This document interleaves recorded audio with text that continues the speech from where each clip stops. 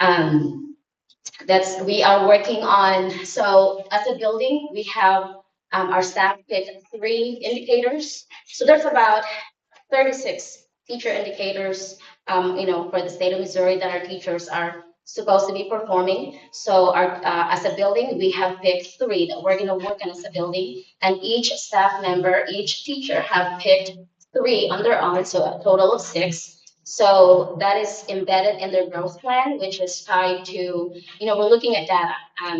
We're going to look at Excel, we're going to look at math, we're going to look at EOC and see, okay, this is what our goal is. We're going to start with, hey, 50% of our students are going to be, we're going to move, they have different numbers. They have to pick what, and before that's attached to their growth plan. 50%, from below basic, we're going to move them to basic. So we're creating those measurable goals that we're hoping to increase those numbers. I feel like our students are rising to expectations, as reflected in our recent behavior data. We had our first building leadership team meeting Friday, not first, but for the month of September, we had it last Friday. And one of the highlights of the conversation that we discussed was, we talked about there's definitely a downward trend in behavior.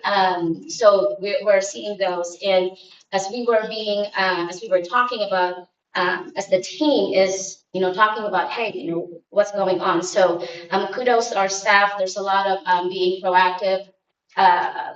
Things that are being proactively done in the classroom to ensure that, to curb those misbehaviors.